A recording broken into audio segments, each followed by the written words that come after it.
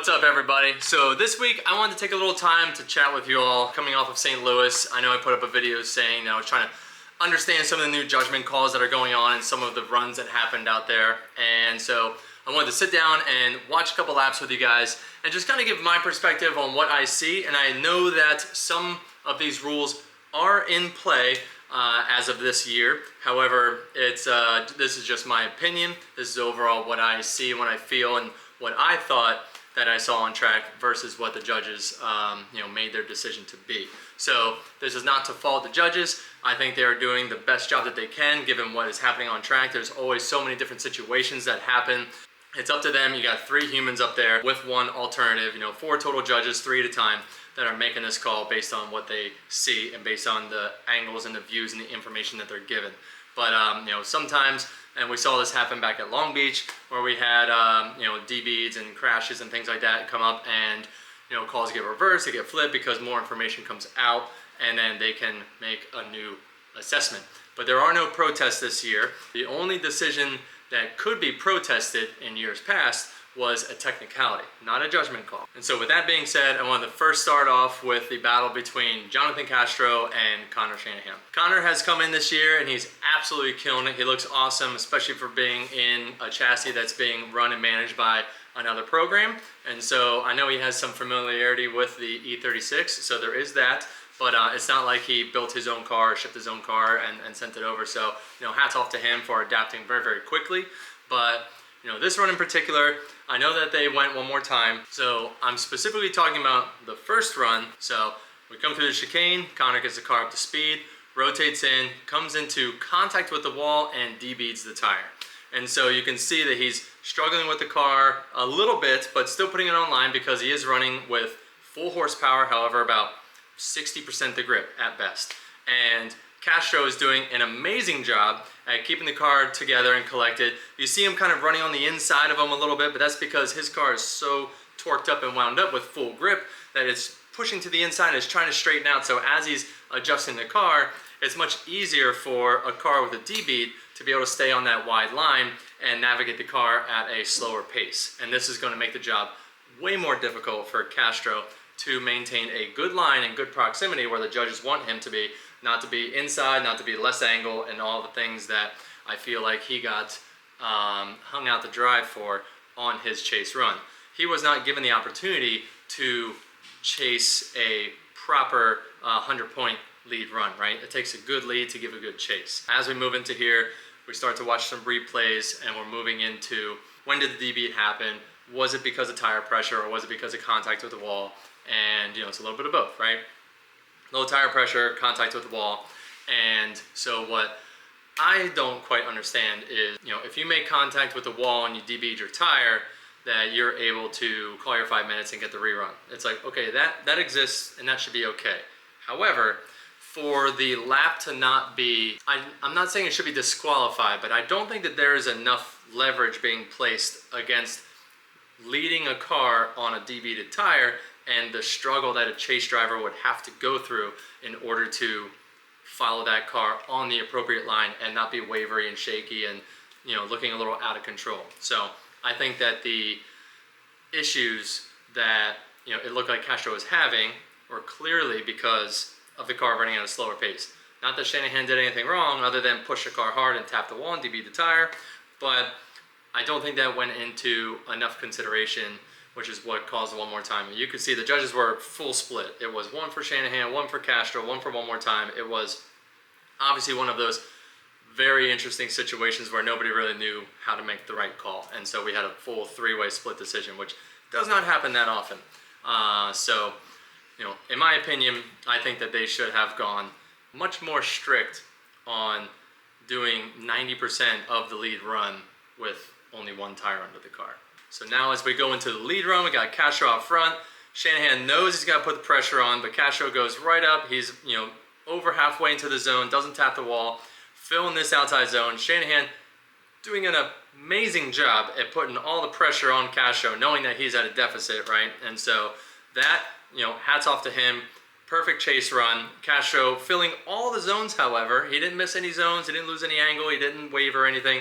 He did what he needed to do, in my opinion, to solidify that win. So, You know, in my opinion, on this run, should not have gone one more time. This win should have gone to Castro.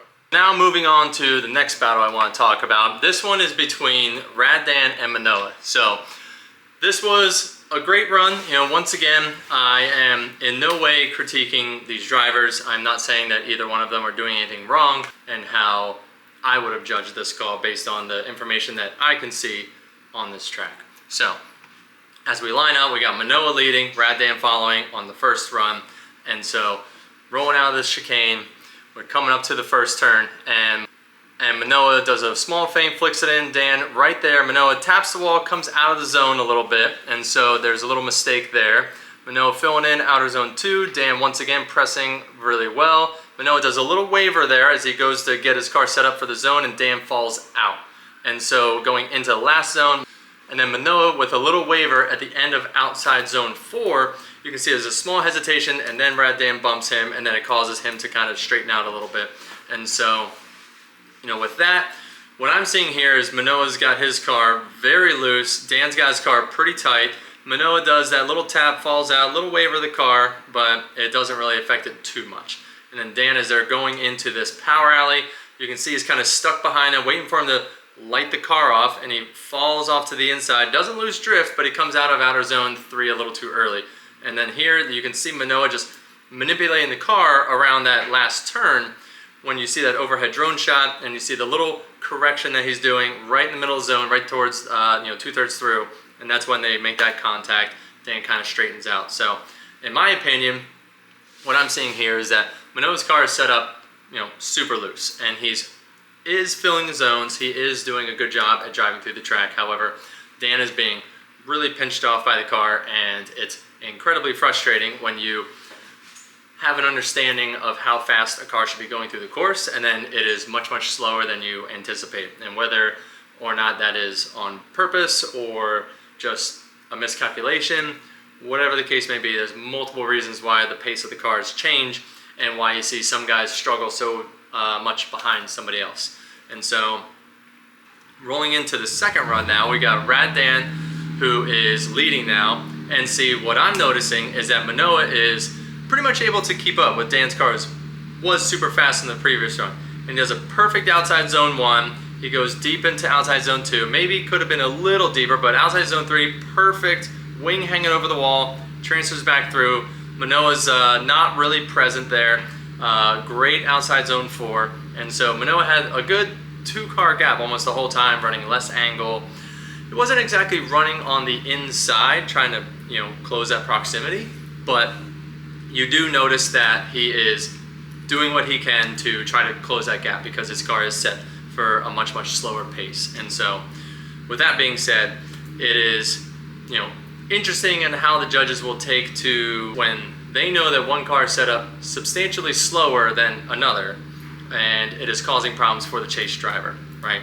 And so it can also be said the other way around, where Dan's car set up too quick and he's unable to control it at a slower pace.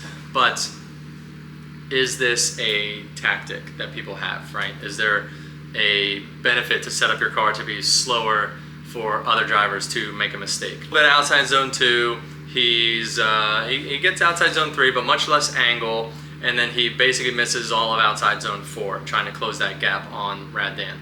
And so, you know, in my opinion, if anything, this should have been one more time because the pace was a little different. And I get that Form of Drift doesn't want to reward one more times to get a cleaner run. They want to reward one more times where it's 2 great runs. But I don't know. See, I see it differently because yes, the fans, the crowd, you guys want to watch good drifting, right?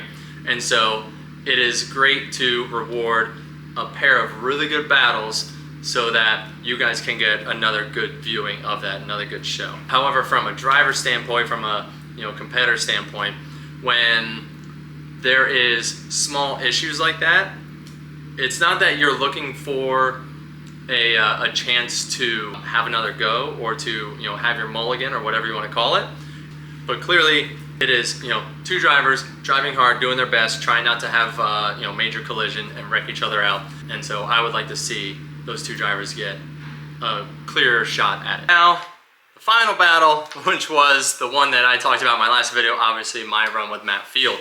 And so this was, in my opinion, yes, it wasn't a perfect pair of runs, especially like, you know, looking back on it, but this was, this course, I mean, all I gotta say about this track is that they continue to square peg round hole this track into our circuit. The course has no flow, and all the drivers are doing their best to make it work, which is why there's so much controversy with this event almost every year, right? It's fast pace, rotations on the brakes, getting the car kind of bunched up and bound up, and then, you know, rocketing out of a tight horseshoe style corner into increasing radius turns. And so with all that being said, it gets weird out there. Watching my run, you know, it's now nighttime, the course is now grippier, the cars are reacting faster, it's takes a little more horsepower out of the car to keep the car sideways and to drive the same. And so, long story short, you know, going into my run, I'm leading Matt Field first, and so I go into the first turn, I rotate the car, and I tap the wall, which takes a little bit of the angle out as I come out of the zone, but I kept the car in drift and finished the zone out.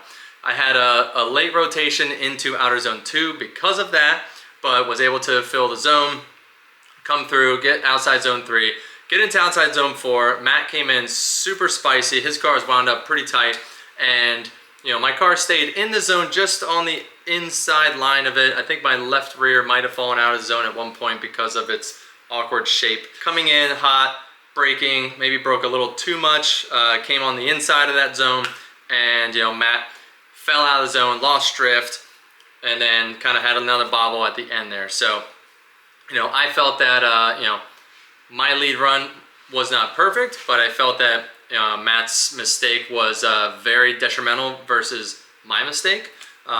Yes, there was a cause and effect, but, you know, when we go back to watch, let's say, the Castro and Shanahan run, you know, with Shanahan only having one tire on the car and Castro still being able to maintain the drift, versus this run with me where, you know, the car slowing down into the decel zone, getting real tight because of it being, you know, late at night and getting more grip out of the car and out of the tires, and you know, not being on that fully wide line but still being in the zone and peeking it out, and Matt having huge waivers.